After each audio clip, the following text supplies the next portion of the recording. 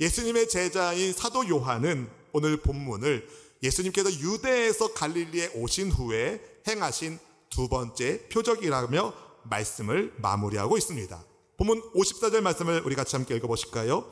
이것은 예수께서 유대에서 갈릴리로 오신 후에 행하신 두 번째 표적이니라. 아멘. 이것이 두 번째 표적이라면 첫 번째 표적이 있겠죠. 46절에 나오는 것처럼 첫 번째 표적은 물이 변하여 포도주가 되는 표적입니다. 그런데 꼼꼼하게 요한복음 말씀을 읽다 보면 뭔가 이상하다는 것을 발견하게 되실 겁니다. 왜냐하면 요한복음 2장 23절에 보면 첫 번째 표적 이후에 예수님께서 예루살렘에서 이런저런 사인스, 표적들을 보여주셨기 때문이에요. 그렇지만 사도 요한은 오늘 본문을 두 번째 표적이라고 설명하고 있습니다. 그 의도가 있겠죠. 왜 그랬을까요?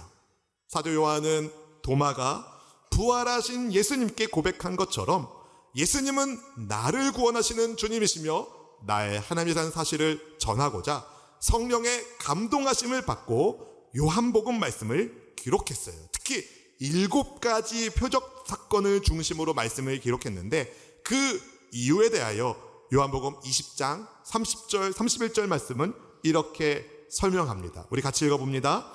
예수께서 제자들 앞에서 이 책에 기록되지 아니한 다른 표적도 많이 행하셨으나 오직 이것을 기록함은 너희로 예수께서 하나님의 아들 그리스도이심을 믿게 하려 함이요 또 너희로 믿고 그 이름을 힘입어 생명을 얻게 하려 함이니라. 아멘. 아멘. 사도 요한은 요한복음에 7개의 표적을 기록했어요. 물이 포도주가 되는 표적, 왕의 신하의 아들이 치유받는 표적, 38년 된 병자가 치유되는 표적, 오병이어 보리떡 5개와 물고기 2마리로 어떻게 됐어요? 5,000명 이상이 먹고 남는 오병이의 표적. 5번째, 무리를 걸으시는 표적, 눈먼 맹인을 뜨게 하시는 표적, 그리고 죽은 나사로를 나사로야 나오너라 하시면서 살리시는 표적. 이 7가지 표적 사건을 요한복음에 기록했는데 그 기록의 목적은 예수님께서 하나님의 아들 그리스도 구원자라는 사실을 믿게 하고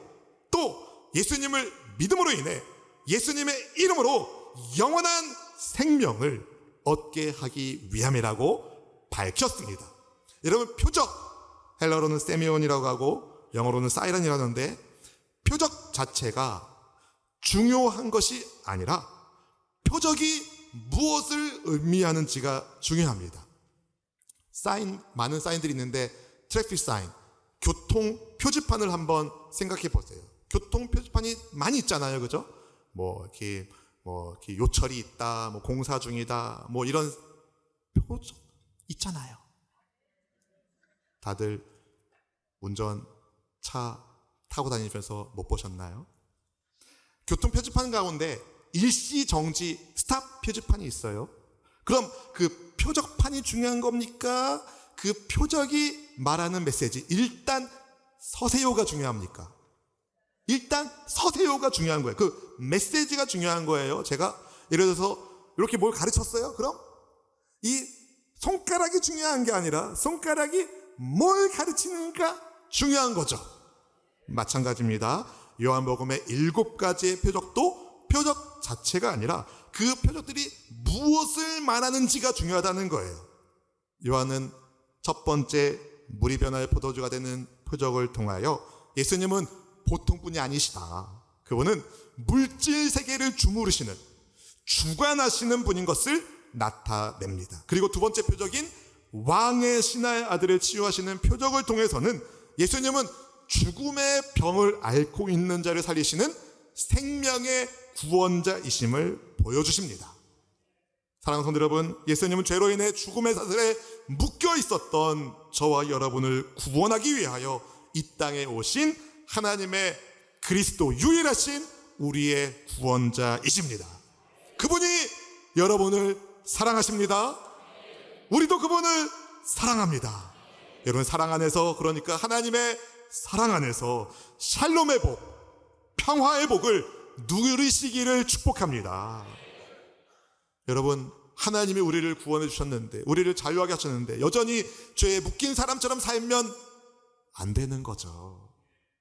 주님의 사랑 안에서 샬롬의 복, 평안의 복을 누리기 위하여 저와 여러분이 해야 할 것이 있습니다. 그것은 바로 예수님을 믿고, 아멘, 사랑의 예수님을 믿고 내게 주신 말씀에 순종하는 삶을 사는 것입니다. 오늘 본문이 그것을 우리에게 말해주고 있습니다. 예수님께서 사마리아에서 사역을 마치시고 갈릴리로 돌아오셨을 때에 갈릴리 가나라는 곳에서 예수님을 간절히 기다리는 한 사람이 있었습니다. 그는 신분이 왕의 신하였어요. 아마도 분봉왕 헤롯 안디바를 섬기는 사람일 텐데, 그러니까 왕의 신하이니까 신분이 그래도 사회적으로 보장된, 그래도 꽤나 높은 사람이라고 볼 수 있겠죠. 그러나 그에게는 스스로의 노력으로 힘으로는 도무지 해결할 수 없는 아주 큰 문제가 있었습니다. 바로 사랑하는 아들이 병으로 죽어가고 있는 문제였어요. 본문 47절 말씀을 우리 같이 함께 읽어보실까요? 그가 예수께서 유대로부터 갈릴리로 오셨다는 것을 듣고 가서 청하되 내려오셔서 내 아들의 병을 고쳐주소서 하니 그가 거의 죽게 되었음이라. 제 아들이 거의 죽게 되었습니다. 아들이 낫기를 바라는 마음으로, 아들을 고치고자 싶은 그 간절한 마음으로 예수님을 찾아온 이 사람에게 예수님이 뭐라고 말씀하시죠? 그래, 잘 찾아왔다. 내가 너의 문제를 해결해 주겠다. 가자. 내가 가서 너의 아들을 고쳐주겠다. 이러면 얼마나 좋아요. 웬걸요, 예수님은 왕의 신하에게 뭔가 이상한 말씀을 하셔요. 본문 48절 말씀 같이 읽어보겠습니다. 예수께서 이르시되 너희는 표적과 기사를 보지 못하면 도무지 믿지 아니하리라. 사랑하는 성도 여러분, 여기서 너희는 단수형의 너가 아니라 복수형의 너희들입니다. 그러니까 예수님은 왕의 신하를 비롯하여 그 자리에 있는 다른 사람들에게도 이렇게 말씀하신 거예요. 너희는 표적과 기사를 보지 못하면 도무지 믿지 않는구나. 표적과 기사가 없으면 예수님을 믿지 않는 그들의 믿음 없음을 예수님이 꾸짖으신 것이죠. 그런데 이 왕의 신하는 어떻게 합니까? 예수님께 간청하는 거예요. 주여, 내 아이가 죽게 되었나이다. 도와주옵소서, 살려주옵소서. 왕의 신하는 아이를 살려달라고 예수님께 간곡하게 말씀드립니다. 그는 어떤 믿음이 있었습니까? 예수님만이 그의 아들을 살려줄 수 있는 유일하신 분이라는 것을 믿고 있었어요. 그런 사람에게 예수님께서 이렇게 말씀을 주십니다. 우리 50절 말씀 같이 읽어보겠습니다. 예수께서 이르시되 가라, 네 아들이 살아있다 하시니 그 사람이 예수께서 하신 말씀을 믿고 가더니, 아멘. 예수께서 하신 말씀을 믿고 가더니, 말씀을 믿고 가더니, 여기서 오늘 말씀의 제목이 나왔어요. 말씀을 믿고 가더니. 예수님은 왕의 신하에게 돌아가거라, 네 아들이 살 것이다 말씀하셨어요. 그래서 그는 어떻게 해요? 예수께서 하신 말씀을 믿고 아들 있는 곳으로 갑니다. 주님이 하신 말씀을 곧이곧대로 믿고 가는 거예요. 어쩌면 병든 아들의 아버지는 아들이 있는 가버나움으로 돌아가다가 갑자기 덜컥 의심이 들어서 다시 예수님께 돌아가가지고, 예수님 도저히 안 되겠습니까? 같이 가주시면 안 되겠습니까? 어떤 징조라도 보여주시면 제가 하겠습니다. 어떻게 제가 주님이 하신 말씀만 붙잡고 갑니까? 충분히 그렇게 할 수도 있었죠. 근데 이 사람은 이상하게 예수님께서 하신 말씀을 그것만 붙잡고 가는 거예요. 얼마나 마음이 조마조마했을까? 정말 나았을까? 혹시 낫지 않으면 어떻게 하나? 그런데 이 사람은 믿고 가는 거예요. 왜 그랬을까? 한번 생각해 보는 거죠. 이 사람의 신분이 뭐예요? 왕의 신하입니다. 왕의 신하는 뭐 하는 사람이에요? 왕이 명령하면 그대로 하는 사람이에요. 할렐루야. 왕이 명령했는데 왕이시여, 그거 아닌 것 같습니다. 안 하면 어떻게 돼요? 왕이 명령한 대로 일이 이루어지는 것을 믿는 이 사람은 예수님이 누구신지 아직 정확하게 알지 못하지만 그분 말씀대로 일이 이루어질 거라는 것을 믿었어요. 그리고 내려가는 도중에 자기 종들을 만난 거예요. 종들이 주인에게 말합니다. 주인님, 주인님, 왜 이렇게 호들갑을 떠는 거냐? 주인님, 지금 이럴 때가 아닙니다. 도련님께서 살아나셨어요. 도련님께서 살아나셨어요. 그럼 여러분, 아이의 아버지는 어떻게, 내 아들이 살았어, 내 아들이 살았어, 이래야 되는데 이 아버지가 뜬금없이 뭔가를 묻습니다. 언제 내 아들이 나았는가? 그때 종들이 뭐랍니까? 예, 어제 7시에 아드님의 열이 떨어졌나이다. 유대인의 시간으로 7시는 우리 시간으로는 오후 1시예요. 오후 1시. 어제 7시라는 표현에서 우리가 뭘 알 수 있습니까? 이 스토리가 적어도 이틀에 걸친 이야기라는 걸 알 수 있죠. 그러니까 시간적으로 한번 배열을 해볼게요.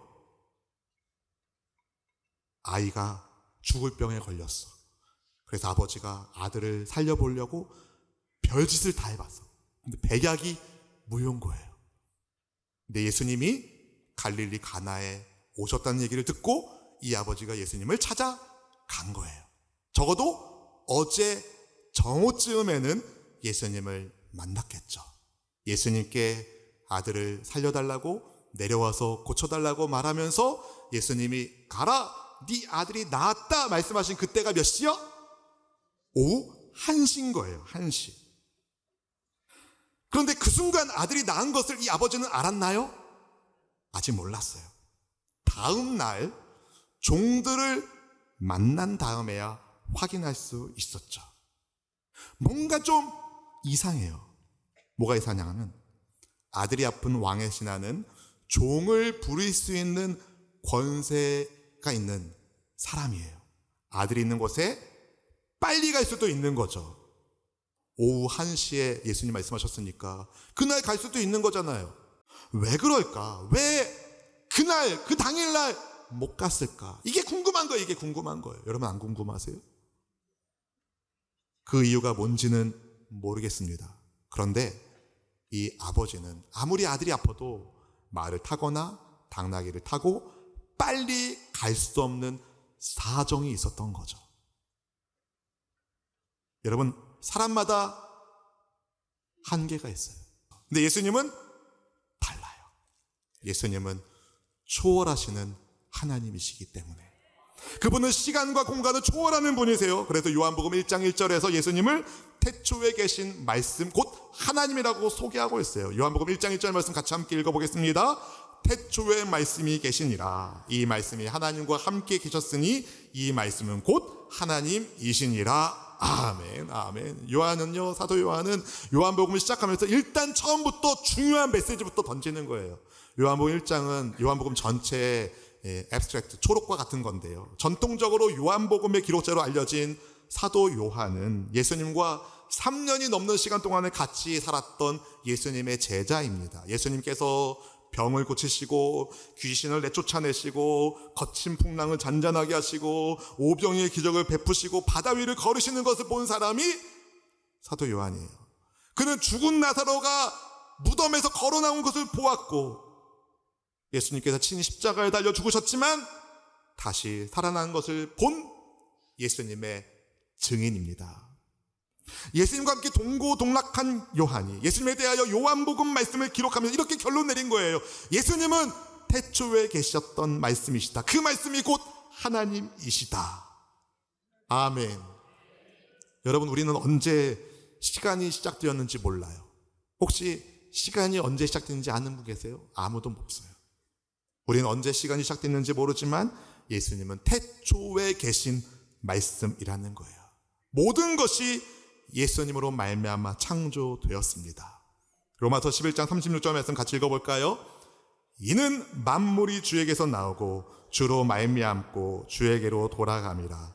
그에게 영광이 세세 있을지어다. 아멘, 아멘. 이게 여기서 여러분, 만물, 주나, 주말, 주돌, 아멘, 이게 나온 거예요. 만물이 주에게서 나오고 주에게로 돌아가고 그에게 영광이 주로 말미암고 주에게로 돌아가고 그에게 영광이 세세 있을지어다. 아멘. 만물이 뭐예요, 여러분? 창조죠. 주나 창조의 시작이고 주말 과정이고 주돌 결과고 아멘 고백이에요. 이 모든 것의 주인이신 예수님으로 말미암아 만물이 지어졌다는 거죠. 시간도 공간도 다 주에게서 나왔습니다. 시공간의 창조주신 예수님께서 아픈 아들이 있는 왕의 신하에게 여러분 어떤 표적을 보여주셨나요? 아니요. 말씀만 하셨어요. 가라! 네 아들이 살아났다. 왕의 신하는 예수님께서 하신 말씀을 믿었어요. 모든 의심과 불안과 염려가 있을지라도 모든 것을 다 뒤로하고 오직 예수님께서 그에게 주신 말씀 하나만 붙잡고 아들이 있는 곳으로 갔습니다. 그렇게 가던 중에 종들을 만났고 예수님께서 아들을 살아났다라고 말씀하신 그때에 아들이 낳았다는 사실을 그가 알게 됩니다. 갈릴리 가나에서 예수님 말씀하셨는데 그 공간을 초월하여 가버나움에 있는 왕의 신하의 아들이 싹 낳은 것이죠. 여러분, 이 사실을 알게 된 아버지는 어떤 마음이 들었을까요? 얼마나 기뻤을까요? 얼마나 예수님께 감사했을까요? 아버지가 가만히 있을 수 있나요? 가만히 있을 수 없는 거예요. 집에 돌아온 아버지가요, 살아난 아들을 보면서 여봐라, 다 모여, 다 부르는 거죠. 다 부르는 거예요. 그러면서 우리 애가 어제 오후 1시에 열이 떨어진 거 너희들도 알지? 다 안돼. 근데 그때 내가 갈릴리 가나에서 예수님의 말씀을 들었다. 네 아들이 낳았다는 주님의 말씀을 막 설명하는 거죠. 예수님께서 네 아들이 살아났다라고 말씀하신 그 순간에 아들이 낳았다는 것을 증거하는 그의 간증을 들으면서 가족 모두가 아주 중요한 신앙의 결단을 내립니다. 본문 53절 말씀 함께 읽어보실까요? 그의 아버지가 예수께서 내 아들이 살아있다 말씀하신 그때인 줄 알고 자기와 그 온 집안이 다 믿으니라. 아멘. 사실 본문의 말씀은 아들이 죽을 병에 걸렸다는 아주 우울한 소재에서 시작되는데 예수님의 말씀대로 아들이 살아나고 온 가족이 예수님을 믿음으로 구원받는 기쁨으로 이야기가 마무리가 됩니다. 오늘 말씀을 통하여 사랑하는 성도 여러분, 여러분은 어떤 영적 교훈을 깨닫고 계신가요? 예수님을 찾아와 간구하는 기도, 아버지의 기도, 예수님께서 주신 말씀을 귀에 담고 그 들은 말씀대로 순종하며 가는 아버지의 순종, 기도와 말씀과 순종으로, 기도와 말씀과 순종으로, 아멘. 하나님의 기적을 체험한 왕의 신하는 진정한 믿음이란 무엇인지를 우리에게 가르쳐주고 있습니다. 아버지는 사랑하는 아들을 위하여 만사를 제쳐두고 예수님께 달려나갔어요.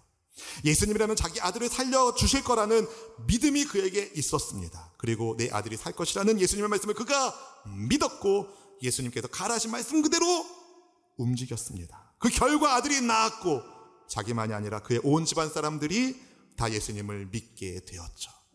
여러분, 삶과 죽음의 문제 앞에서 오직 예수님과 주님의 말씀만을 믿고 순종할 때에 왕의 신하는 사랑하는 아들의 육체적인 병만이 아니라 자신을 비롯한 온 가족들이 가지고 있었던 영혼의 문제, 영혼의 질병도, 죄의 질병도 믿음으로 함께 고침 받았습니다. 오늘 본문을 통해서 우리는 믿음의 세 단계가 있다는 것을 발견하게 돼요. 표적을 구하는 초보적인 믿음, 예수님의 말씀을 듣는 믿음, 그리고 들은 말씀대로 순종하는 믿음. 여러분, 표적을 구하는 초보적인 믿음에서 예수님의 말씀을 듣는 믿음으로, 들은 말씀대로 가는 순종의 믿음으로 왕의 신하의 믿음이 자라는 것을 보면서 우리는 그렇게 또 믿음을 갖게 된 한 사람을 통하여 그의 온 집안이 구원을 받는 것을 보면서 우리의 믿음이 어떠한지를 저는 다시 한번 확인할 수 있게 되었습니다. 여러분, 많은 사람들이 이렇게 말할 때가 있습니다. 봐야 믿지, 봐야 믿지. 그죠? 하나님 보여줘봐 내가 믿지. 예수님 보여줘봐 내가 믿지. 뭐 성령님 뭐 환영합니다, 인정합니다, 뭔 얘기하는 거야? 성령님 보여줘봐, 내가 믿지. 어떤 사람은 봐야 믿어요, 봐야 믿어요. 보고 믿는 게 믿는 겁니까? 그냥 사실을 이야기하는 거지. 여러분, 근데 믿음 없는 사람이 뭘 보겠어요? 믿음 없는 사람이 뭘 보겠어요? 믿음 없는 사람이 성경을 보겠어요? 믿음 없는 사람들이 예수님을 찾고 구하겠어요? 기도는 하겠어요? 믿음 없는 사람들이 뭘 보겠어요, 여러분? 믿음 없는 사람들이 뭘 봐요? 믿음 없는 사람들이, 믿음 없는 사람들이 볼 수 있는 건 딱 한 가지입니다. 말씀대로 사는 여러분, 주님의 말씀에 순종하며 사는 여러분을 봅니다. 그렇다면 여러분의 믿음은 표적을 구하는 초보적인 믿음에서 말씀을 듣는 믿음으로, 그리고 들은 말씀대로 순종하는 믿음의 사람으로 자라고 있습니까? 예수님의 이름으로 기도하는 사람이 되십시오. 거기서 멈추지 마세요. 말씀이신 예수님을 사랑하는 말씀의 사람이 되십시오. 그리고 주님이 주신 말씀을 그냥 개념으로만 하는 것이 아니라 순종하는 삶으로 열매 맺기를 바랍니다. 그렇게 말씀을 믿고 가는 여러분을 통해서 하나님이 역사를 일으켜 주실 것이고, 여러분 삶 속에서 나타나는 하나님의 역사를 본 사람들이 누구도 부인할 수 없는 하나님의 선명한 흔적을 보고, 그들이 표적 중심의 초보적인 믿음에서 예수님의 말씀을 귀담아 듣는 믿음으로, 그리고 귀담은 말씀대로 순종하는 사람으로 변화되게 됩니다. 초보적인 믿음에서, 표적 중심의 초보적인 믿음에서 말씀을 듣는 믿음으로, 들은 말씀대로 순종하는 믿음으로 살아가는 여러분을 보고, 또 다른 누군가가 표적 중심의 초보적인 믿음에서 말씀을 듣는 믿음으로, 들은 말씀대로 순종하는 참 믿음의 사람으로 자라게 될 것이고, 또 그를 본 또 다른 누군가가 표적 중심의 초보적인 믿음에서 말씀을 듣는 믿음으로, 들은 말씀대로 순종하는 믿음으로 자라게 됩니다. 여러분 아멘 해야 제가 그만해요. 그렇게 변화된 여러분을 보고, 그렇게 변화된 그 사람을 보고, 또 다른 누군가가 표적을 구하는 초보적인 믿음에서 말씀을 구하는, 말씀을 듣는 믿음으로, 들은 말씀대로 순종하는 믿음으로 자라게 되는 거죠. 여러분 한번 생각해 보십시오. 여러분이 예수님 믿는 믿음을 갖기까지 이 수많은 사람들 안에 역사된 초보적인 믿음, 말씀을 듣는 믿음, 들은 말씀대로 순종하는 믿음, 나타나는 하나님의 역사를 보고 누군가가 또다시 표적을 구하는 믿음에서 그렇게 성장하고 자라는 사람들이 수많은 세대를 거치고 수많은 사람들을 거쳐서 여러분에게 생명을 얻게 하는 구원의 복음이신 예수님을 만나게 하는 역사를 일으켜냈습니다. 이제 여러분 차례예요. 우리 차례예요. 혹시 가족 가운데 믿지 않는 분이 계시다면 여러분의 삶을 통해서 나타나신 하나님의 역사를 보고 그들이 주께로 돌아오는 은혜의 출발이 이루어질 수 있기를 원합니다. 여러분 남편을 포기하지 마십시오. 아내를 포기하지 마십시오. 아들을 포기하지 마세요. 딸을 포기하지 마세요. 하나님의 말씀에 귀 기울이고 말씀을 듣고 나아가 여러분 삶의 선명한 하나님의 역사를 증거할 수 있기를 축복합니다. 혹시 믿음의 가정이 아닌 가족들이 계시다면 여러분 남기셔야 돼요. 믿음의 흔적을 남기셔야 돼요. 아멘. 그래서 여러분의 그 믿음의 순종을 통해서 하나님의 구원의 역사가 온 가족 가운데 은혜의 사이클로, 은혜의 선순환으로 아름답게 계속 진행될 수 있기를 주님의 이름으로 축원드립니다.